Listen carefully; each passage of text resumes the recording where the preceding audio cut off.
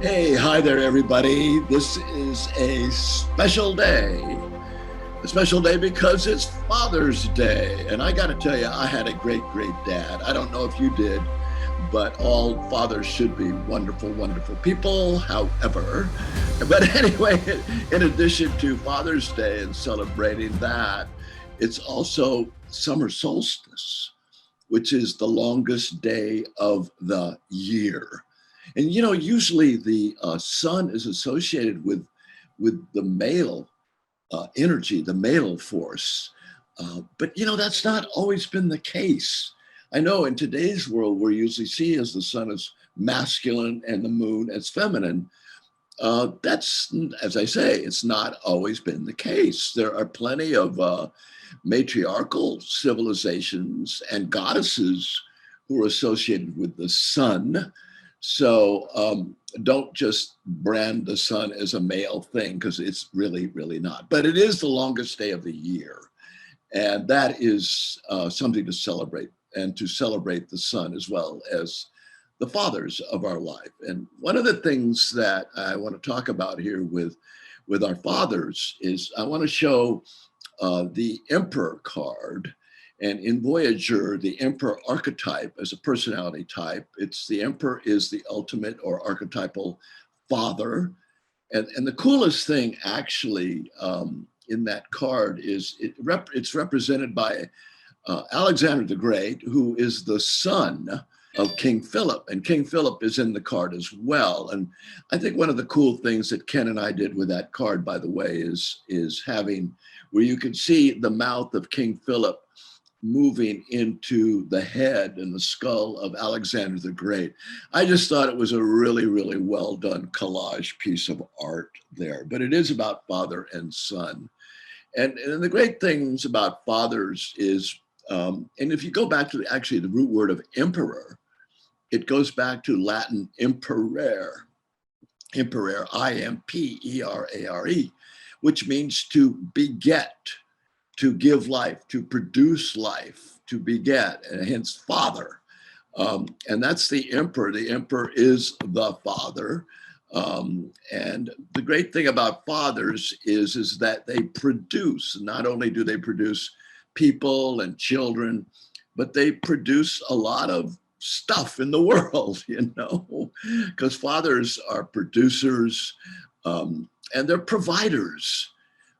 Fathers produce, they provide food, they provide stability, they provide security, they produce a lot of that stuff.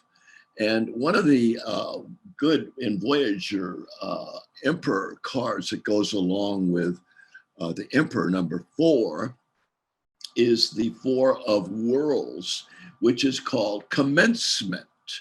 All the number 4 cards in Voyager are qualities of the number 4 Emperor archetype. So the 4 of Worlds commencement is an Aries card. It's spring, and it's an action card. It's Mars planets in there. Mars is generally seen as a male force. So it's coming out of the ground. It's sprouting forth and moving forth and bringing forth. And that's very young kind of emperor energy. The commencement card, the ram coming out, is very Aries. But because the emperor also is a provider, there's the 4 of crystals, which kind of goes along with this. And the 4 of crystals, crystals are mental in Voyager. It's called logic. And this is the card of the plan. And emperors are kind of very left brain. Left brain is about using reason and logic and rationality to establish and provide a plan. And logic, when you look at this card, you'll see 4 corners coming together into a square in the middle. And that's the plan. That's the castle. That's the stability. That's the security that we all, as living entities, living life forms, we all need that kind of stability and food and security and all of that kind of good stuff, represented by the male force that is there. And then when we get to the nature's analog of the emperor, the father, would be the sun. Again, that's not strictly a masculine force, obviously, but we're celebrating the sun because it is solstice. And when we celebrate the sun, we're celebrating life. I mean, without the sun, we ain't here. Let's face it. You know, the sun is the bringer of it all. The sun brings us all our emperors, our dads, our mothers, our brothers, our sisters, family, and all life forms on Earth because of the sun. So the sun is a celebration of aliveness, of life itself, and of light and warmth and fire. And by the way, this is the most interesting thing I've been reading about the sun recently. And I got to tell you, I'm very much hooked on the sun.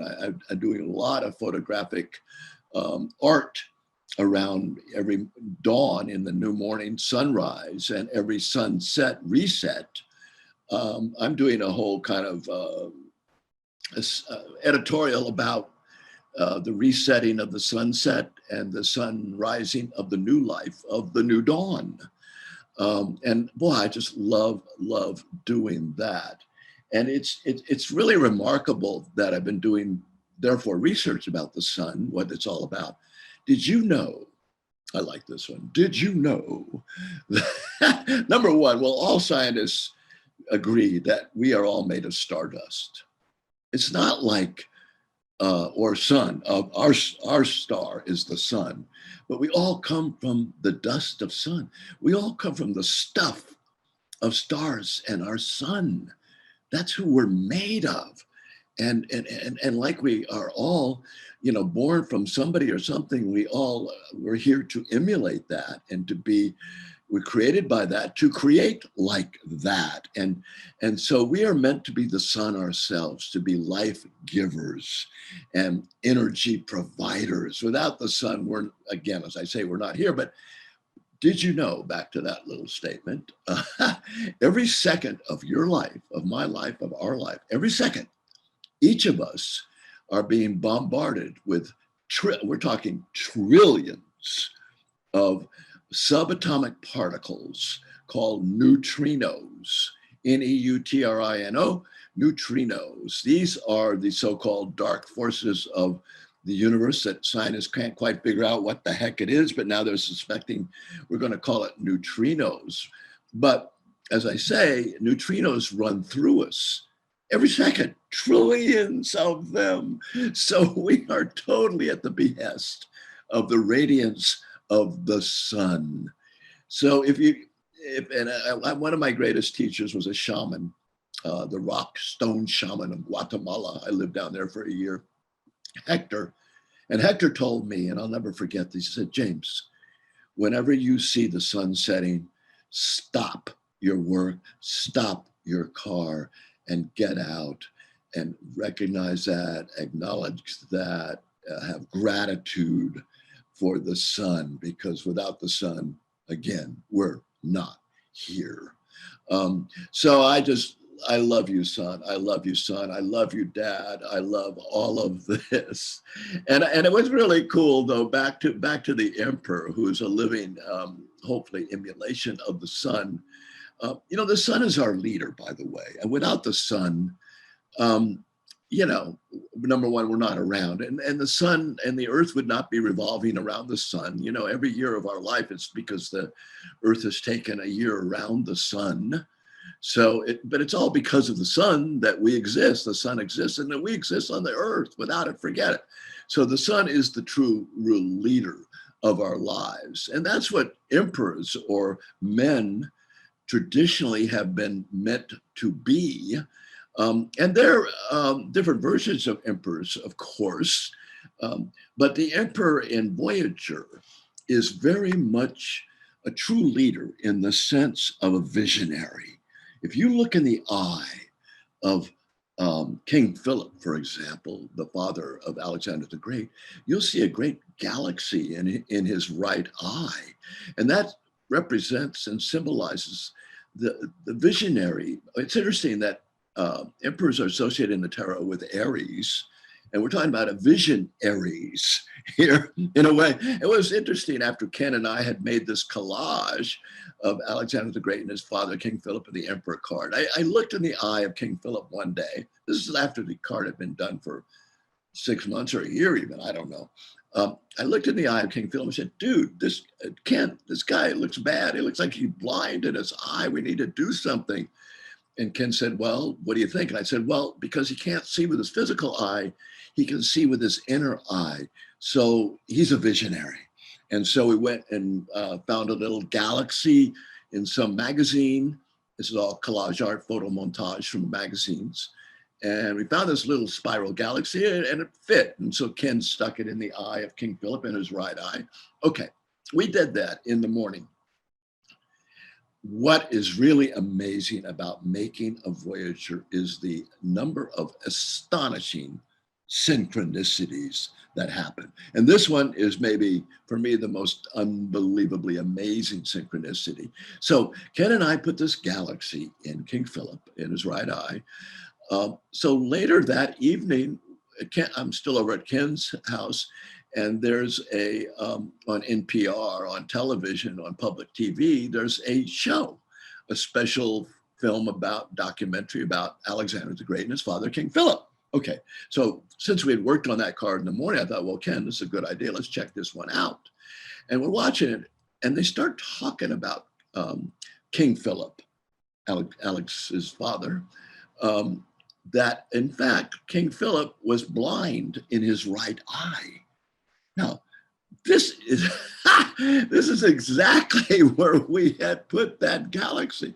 And exactly because earlier in the morning, I didn't know any of this. I said, Ken, the guy looks blind here in his right eye. And so that's where we put the galaxy. And I just thought this is like ridiculous. I mean, come on.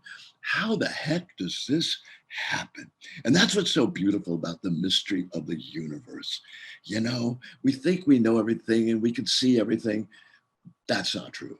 I mean, there is so much invisible mystery and magic to our universe. It's shocking. And what's so cool about our universe today is how much new science and how much the astrophysicists are just having a field day, a total field day with the new science of new discoveries. In fact, Voyager 1 and Voyager 2, the little spacecrafts who Voyager Terra were named after, Voyager 1 and Voyager 2 took all the pictures of our solar system in the 70s when those little tiny Volkswagen-sized spaceships went up, Voyagers 1 and 2, and Voyager 2 named after those. But those little spacecraft are still alive today. They are beyond our solar system. They're beyond the sun's gravitational magnetic pull, and they're 14 billion miles away from Earth, these little spacecraft. And they're still radioing back to NASA. We're still getting information. And the most astonishing thing about Voyager 1 and 2 is they have discovered, and this astrophysicist had no idea about, they have found a very continuous low-level sound, a sound in interstellar space, past our solar system, 14 billion miles away. It takes forever for the messages to get back to NASA here from out there. But there is now a sound out there that nobody ever knew existed. So the discovery is still going on. And I love talking Voyager because Voyager is, and I'm a Voyager and we're all Voyagers, we're explorers and we're here to explore, discover, and become. And it's by learning all of this that we become new people. We become different, we evolve. And I want to talk a little bit now, getting into evolution, about maleness. But before I go on to that, one last thing about a true leader. Not only is a true emperor leader, father leader, son leader, visionary, but a liberator. And if you look at the 4 of Wands card, another number 4, one of the qualities of that number 4 emperor archetype, it's got the Statue of Liberty in there. the Washington Monument. It's got the Black Power fist of African countries becoming independent. These are all incredible symbols in that Four of Wands aspiration card, because that's a true emperor is a leader in the sense of a liberator, is here to liberate you, liberate me, to liberate themselves, so that we can live our full potential and be the star that we are meant to be. We are all born from the sun, our sun star, and we're all meant to be a sun star in our own life. And I'm actually teaching a course right now on the Voyager star, on how to take the hero's journey to be the star that you are, to know your magic, your genius, your talent, your light, and to share that light with the world and spread that light to others. And that's about being the star. And that's why we celebrate the stars and the sun and all these inventions of the emperor world to innovate and invent these little spacecrafts that can go out there so we can discover the star and the sun that we really are, and the magic and the genius that we still have. However, and now my voice is going to get deep, you guys. However, I want to tell you something very scary now, ladies and gentlemen. This is not good news. Okay. For the first time in 137 years of the American Psychological Association, called the APA. These are all the shrinks of America, the psychologists and psychiatrists of America getting together. They've had an association now for 137 years. This is the first time, and this is last year, they identified something that is called the masculinity ideology.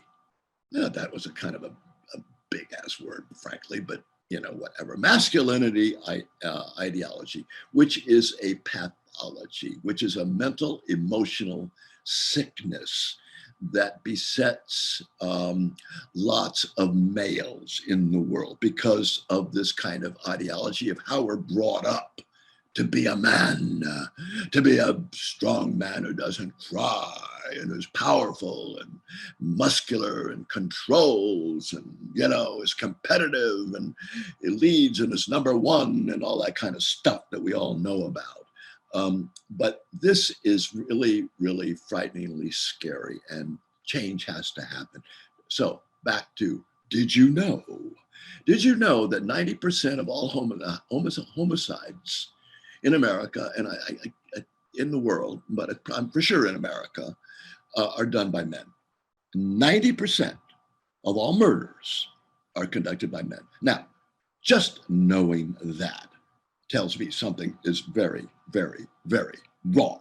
That has got to change.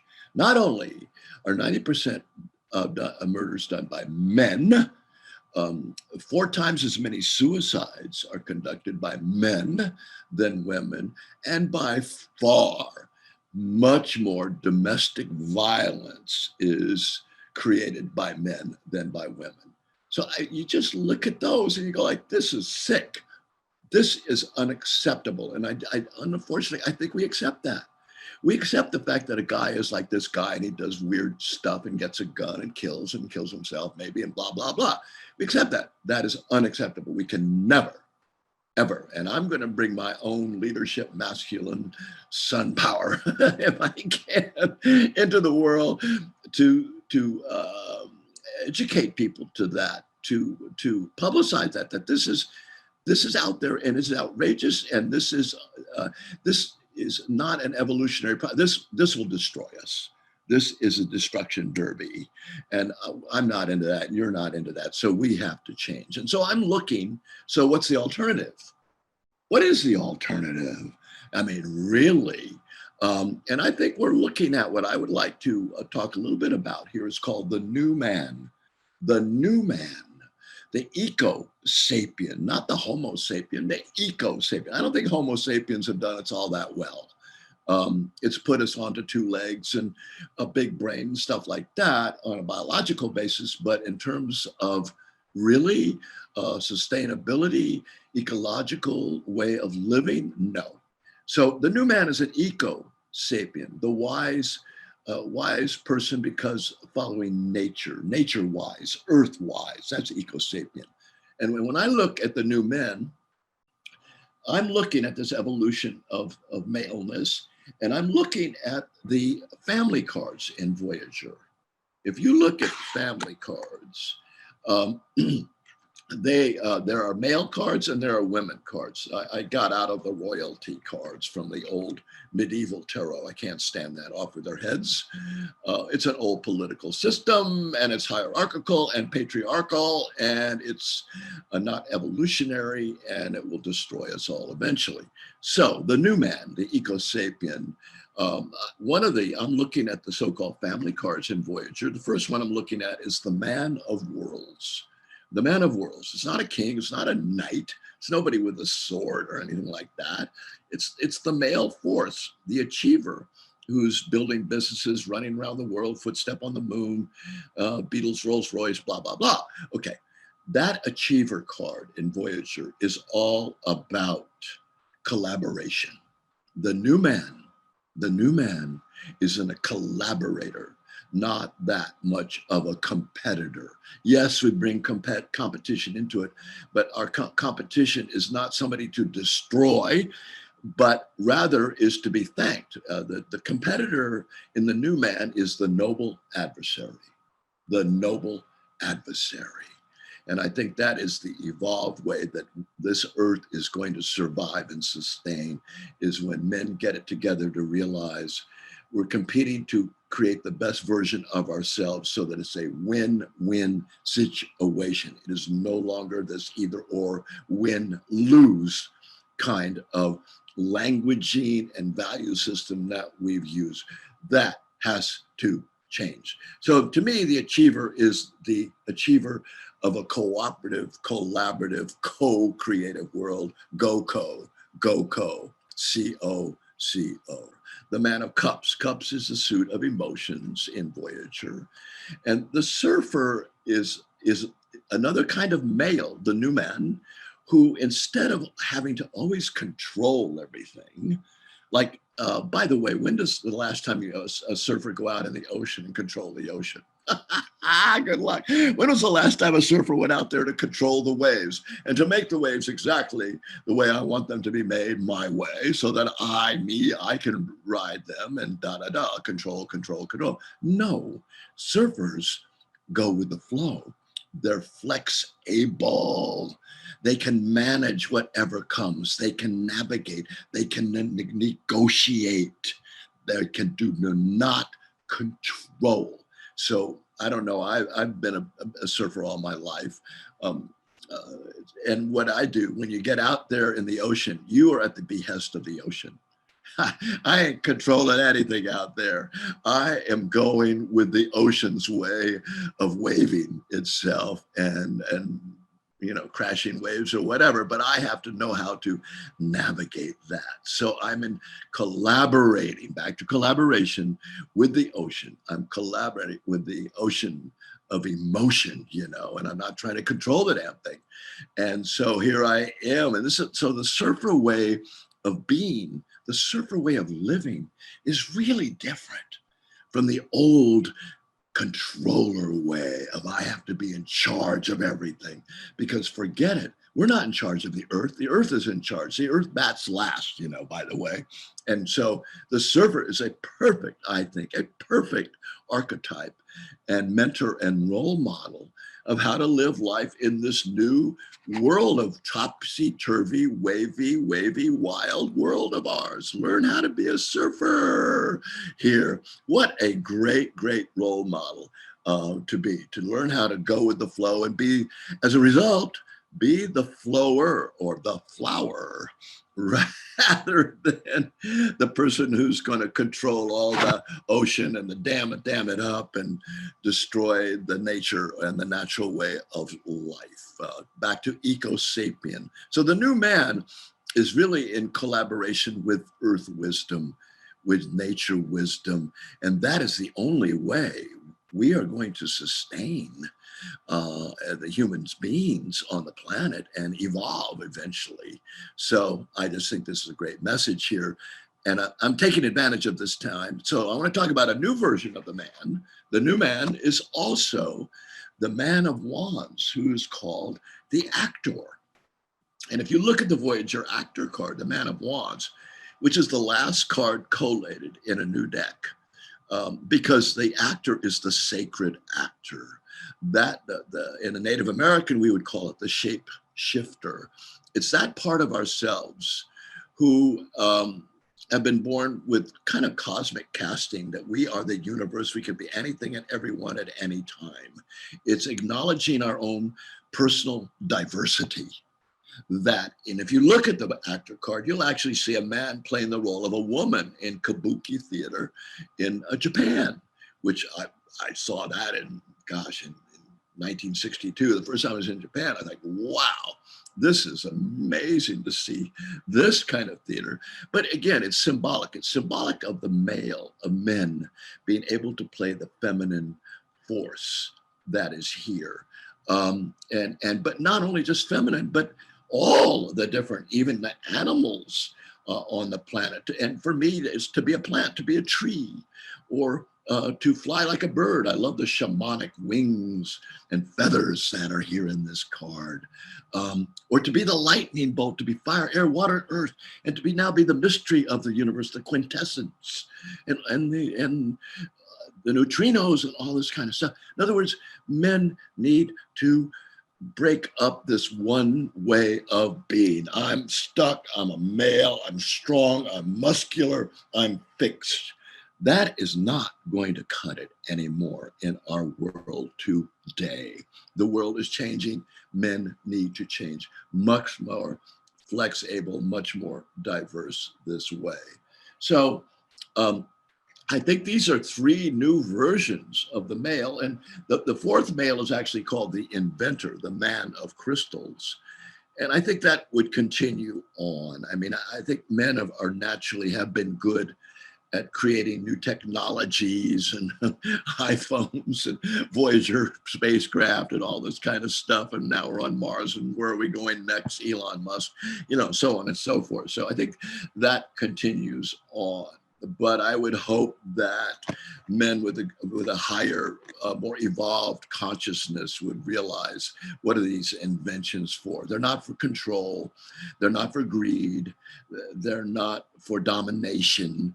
They're for collaboration, cooperation, and mutual evolution. So I know you can't see me, but what I want to do here is based on what I just said about all of this, I'm going to ask, and I love to do this, to me, I'm going to go to the whole entire Voyager deck, and I'm going to pick one card.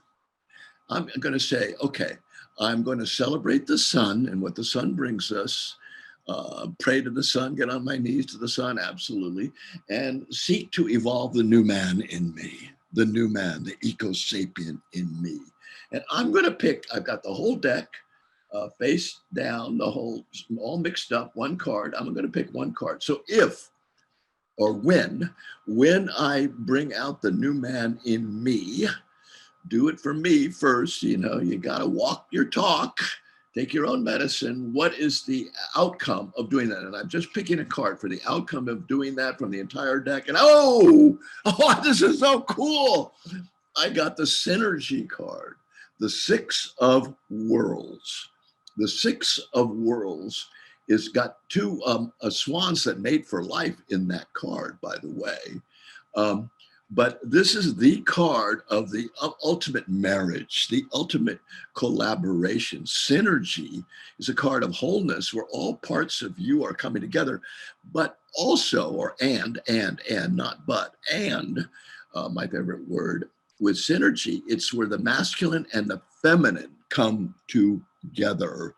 And we're creating a new human, the Eco-Sapien, that is equal parts masculine, equal parts feminine. And I would think for women, the real lesson for this is to own a lot of your so-called masculine power, but not the old traditional, obsolete, antiquated, de-evolutionary manpower, but to maintain the feminine, the yin, and add on the masculine. And I think that's the kind of new Eco-Sapien we're looking at, is equal parts masculine, equal parts feminine. And that would be totally exciting. But that's what this world is. And I didn't cheat. I love, the reason I love this is face down, I believe in synchronicity. I believe in quantum entanglement, that my fingertips, my juice, my energy is totally hooked in with the images of the cards, even though I can't see the cards. And hence I pick this synergy card. So to me, that is an awesome, amazing, crazy, wild, wondrous, fantastic, miraculous, beautiful, sacred, I could go on and on, outcome of doing this celebration of the Father and of our Son. So I hope this little message from me was of value to you. And so may we all work on evolving ourselves. So thank you so much, all you Voyagers. Let's move on. Go Voyager, which is to explore, to discover, to become, to share, and to evolve. Thank you.